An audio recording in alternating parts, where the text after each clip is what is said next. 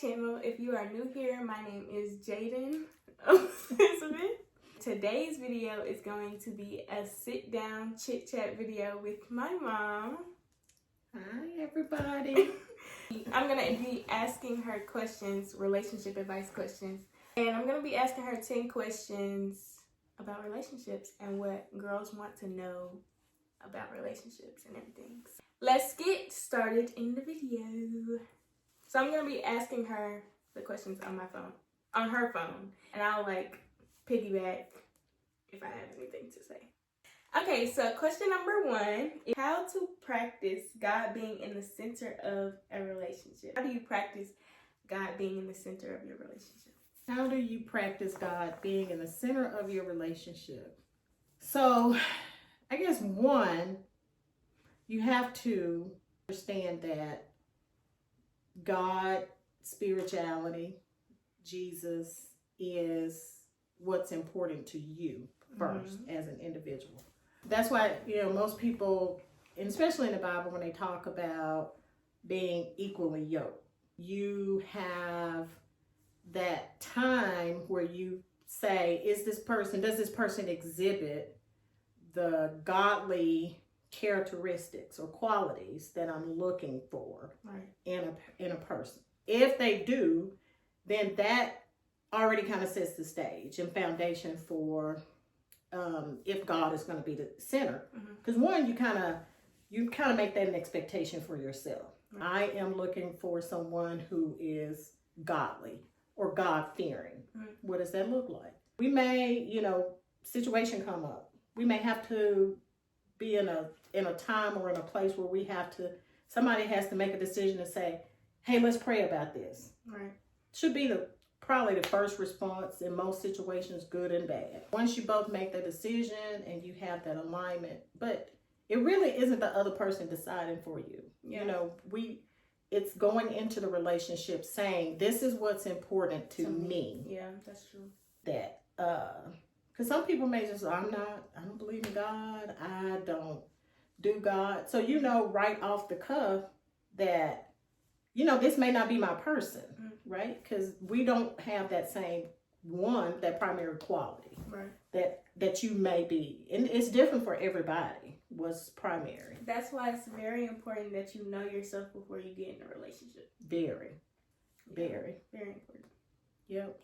Question number 2 says, what attributes or characteristics should a woman look for in a man when seeking out a potential partner?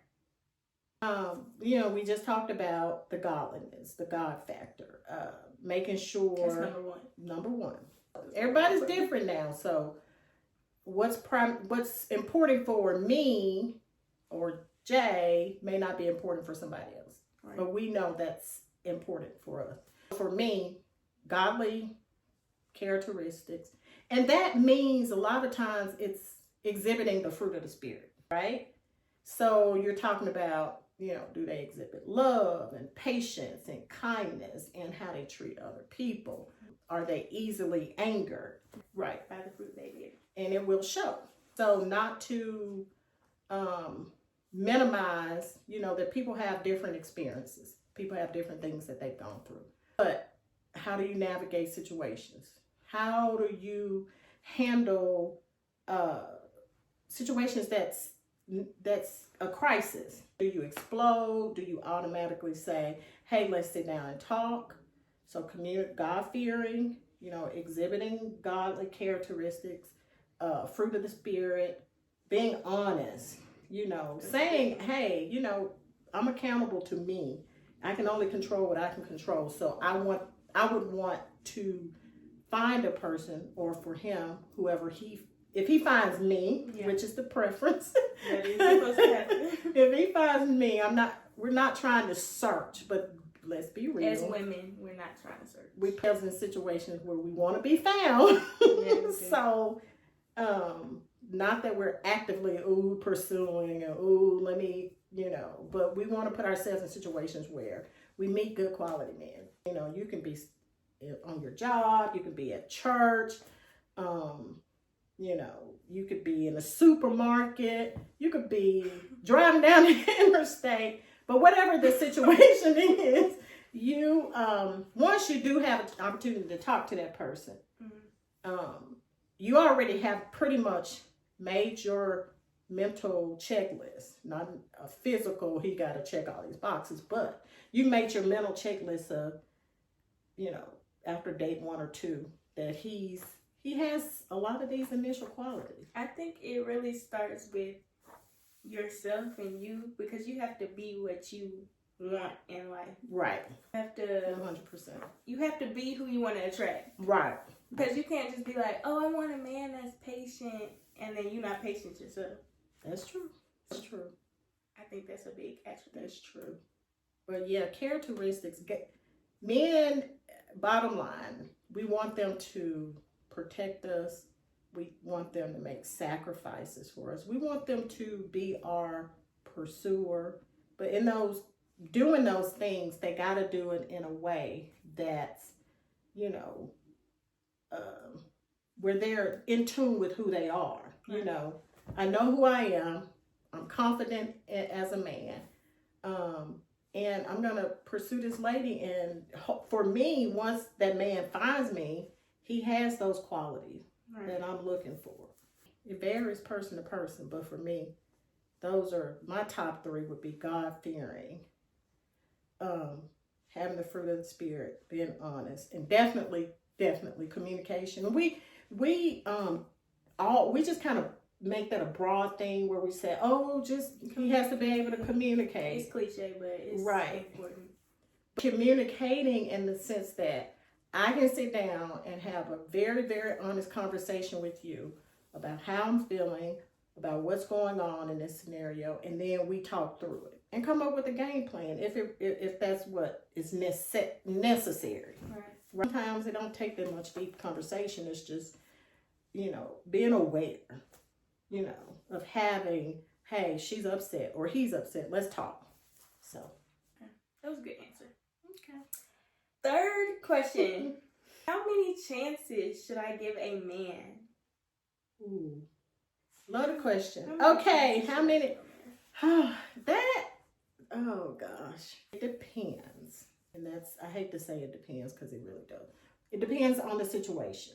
One, you've already kind of said what your boundaries are, right? Okay, so for example, if your person hits you, it's abusive.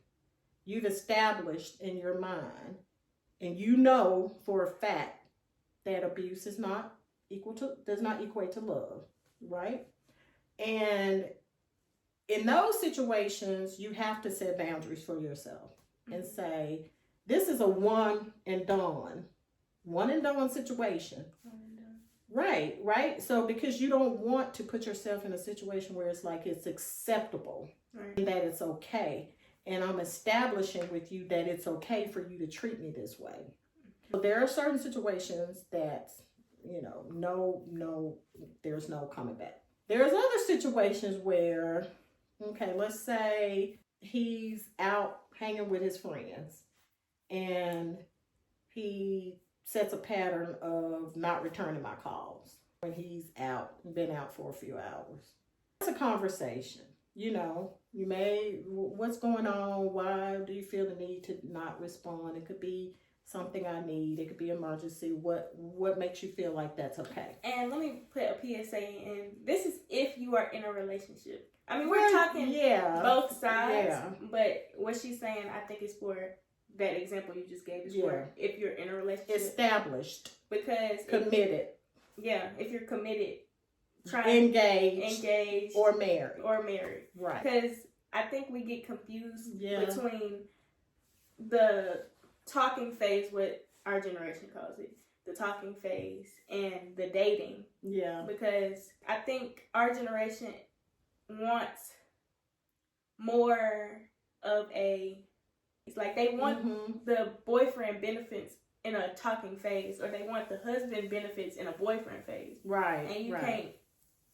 But what was your question? A man. Okay, so now we've established that there's some, because if you're going back to your example, if you're just talking, really you're just talking, so you don't owe that person anything Yeah. except for respect, kindness, you know, all of that. But you don't necessarily have to accept anything. Yeah, you know, especially if you're talking to somebody. you can say somebody, we're at a restaurant and you've invited me out on a date and you show up 30 minutes late.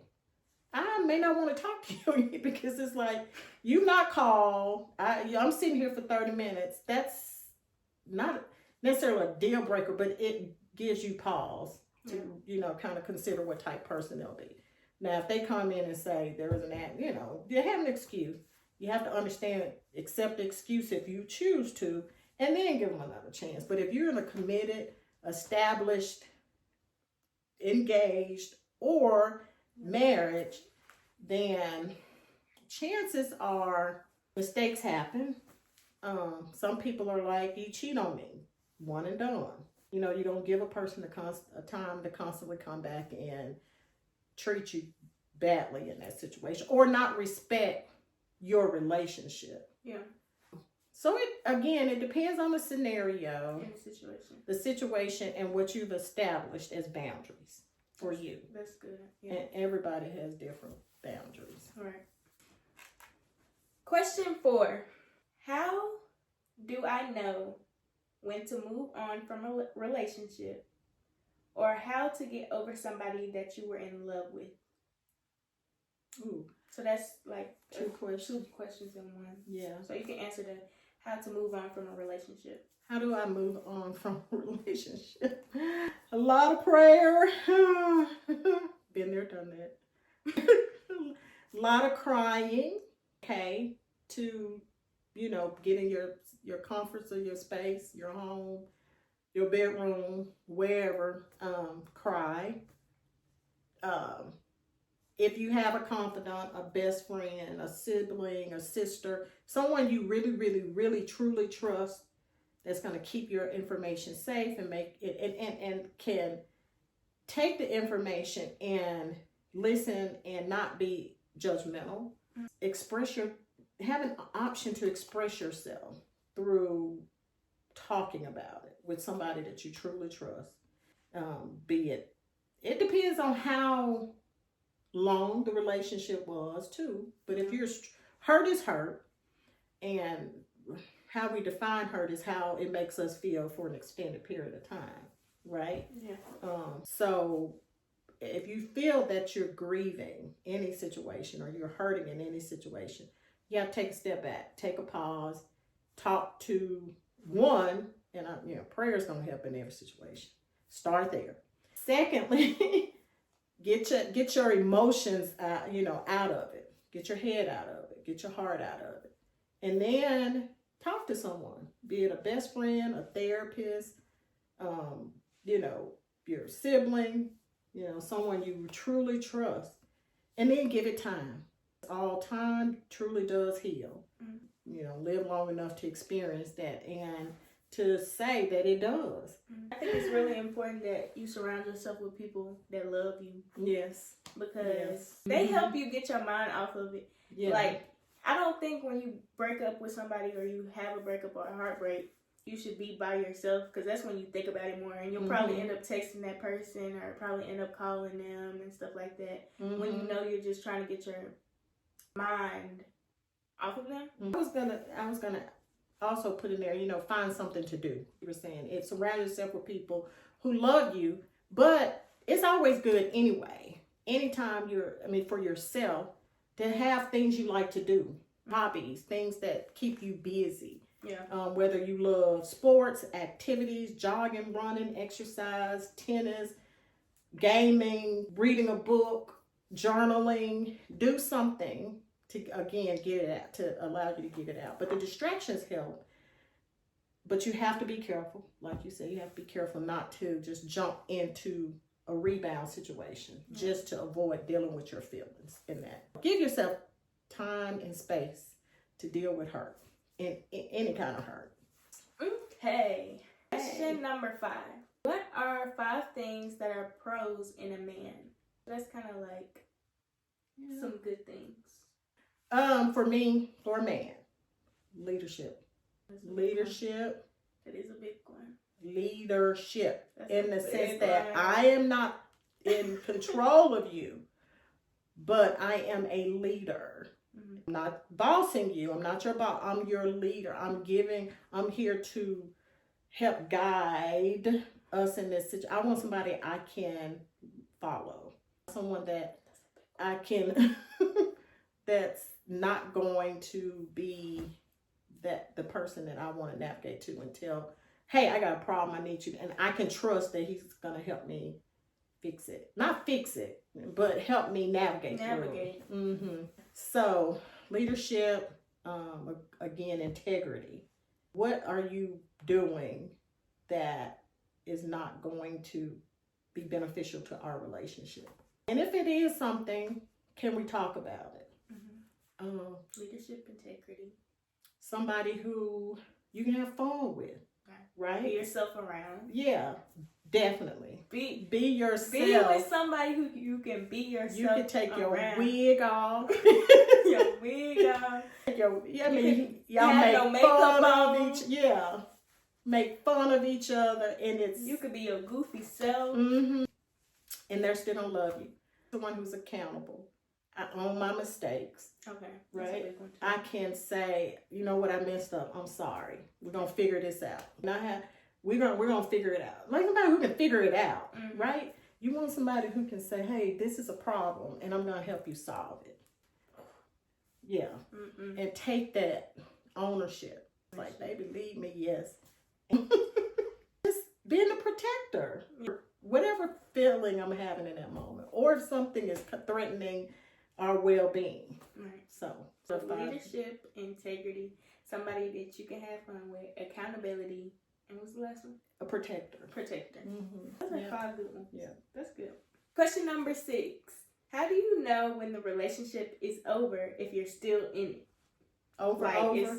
It gotta be but nobody's saying anything. But nobody's saying nothing. Feelings diminish. You stop interacting and engaging with the person. Well, past person don't even want to speak. Mm-hmm. You don't even say, hey, baby, or hey, honey. It's just like, I'm in the house. No communication in the house. Or this is a marriage situation. Or if you're dating, seriously. The phone calls decrease. They're not wanting to spend time with you as much as they did in the beginning. Maybe some of the intimacy is gone. You know, probably that's one of the biggest things. You lose interest, intimate, even simple stuff, holding hands, kissing, being in that person's presence, dating, going on dates, do everything in the world to avoid. You don't answer that phone call. You know if you just avoid. You know if you're making a person. If you're making a person work. You're making a person work to be with you. You know, it's over. It is over. Because I don't care what. It doesn't require that much work. When two people have kids and they're jiving and they're into each other and they love each other, you're going to see it. You're going to see it in different ways. That person's not going to make you jump through no hoops and jump over hurdles. And you're doing all that extra work to keep them. No. My biggest thing, and this is a word I used to always use, there's no reciprocity. You know, I'm giving, yeah. and I'm not getting anything in return. Yeah, that's a big one. There's reciprocity. So you know, you're probably in a single room. You're probably by yourself.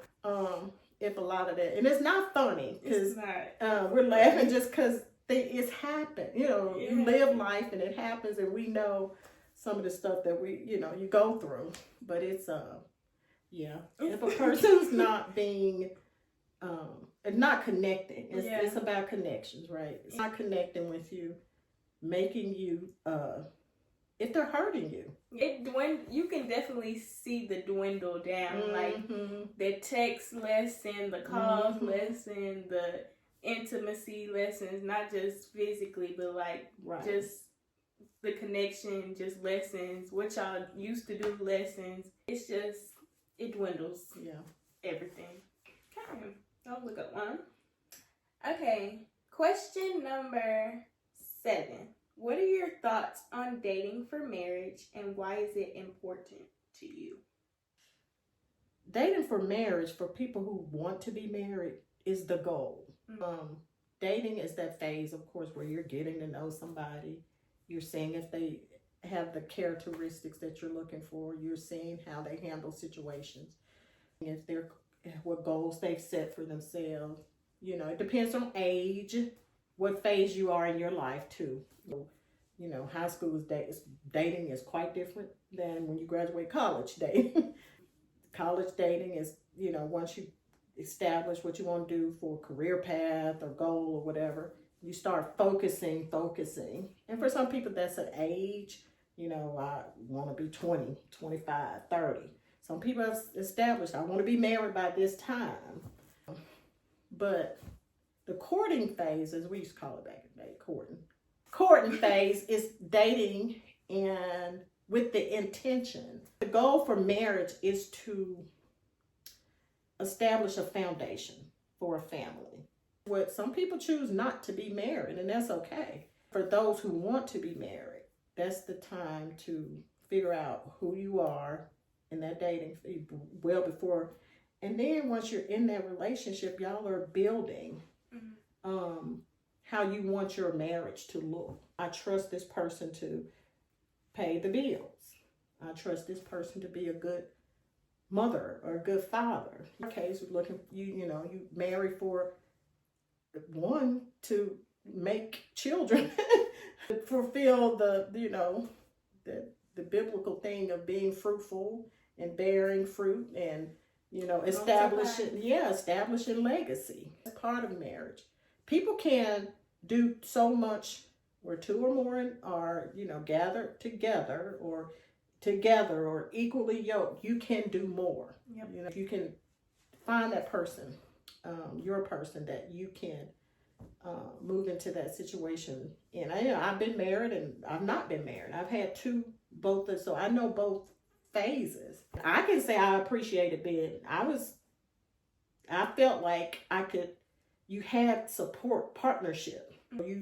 You can build more, Singleness, you can build, you can be independent.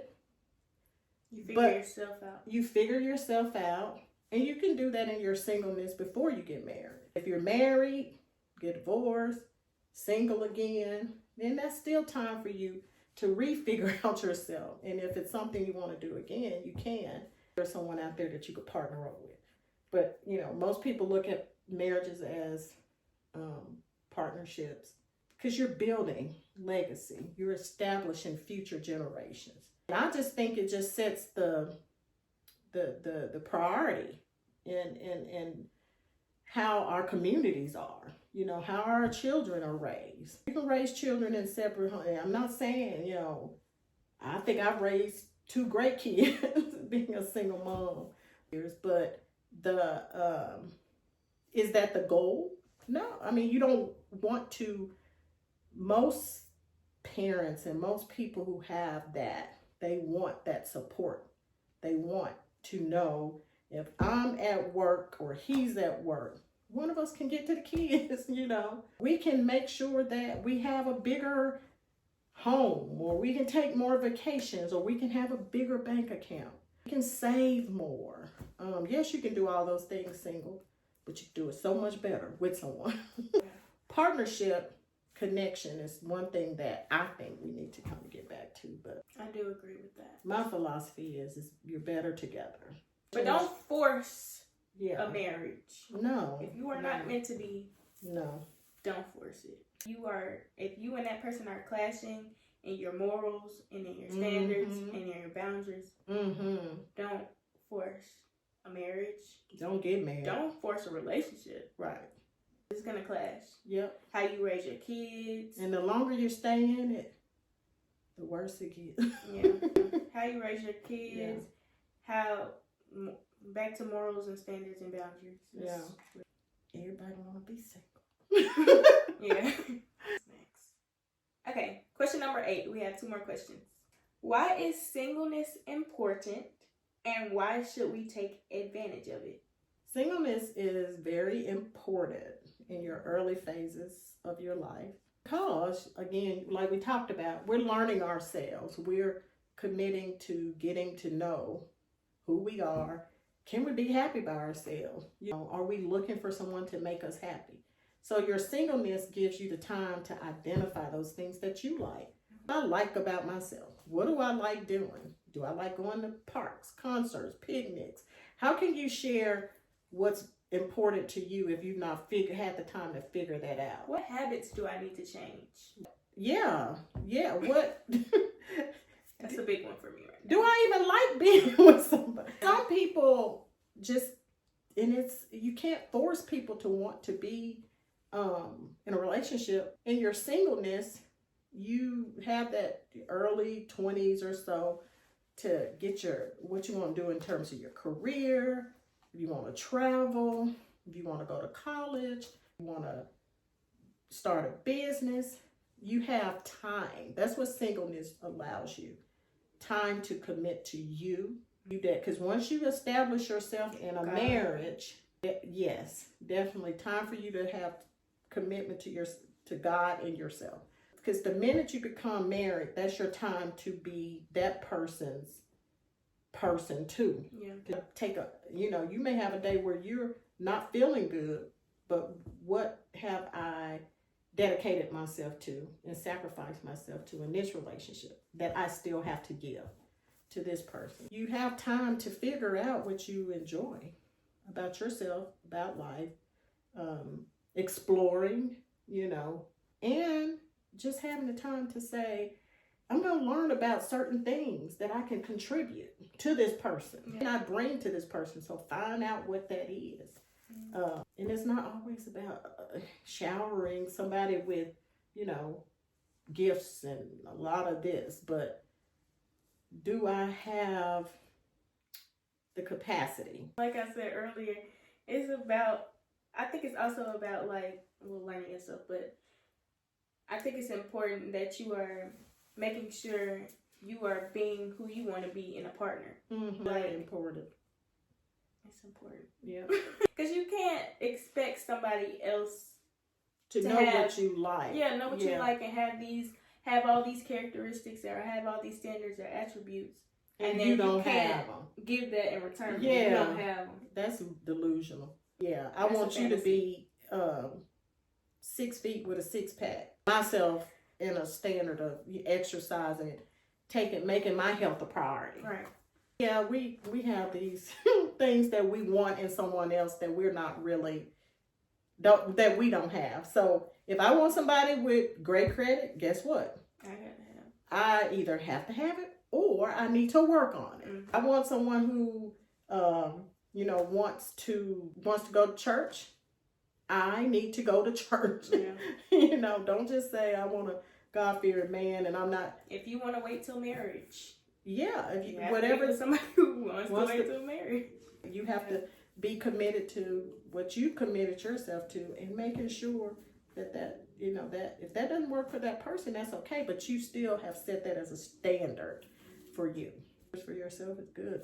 Not the ones that it's just way up here that nobody can reach, but the ones that are, at a place where it's like you're gonna meet somebody that meets your standard. Number 9, how do you know if you're in a toxic relationship? Everything about that situation is just draining. Not content. You're not happy. There's nothing about that relationship that brings you joy. I would say it like this. 60% of the time, you're unhappy. That's probably not a good relationship. The person's making you every day.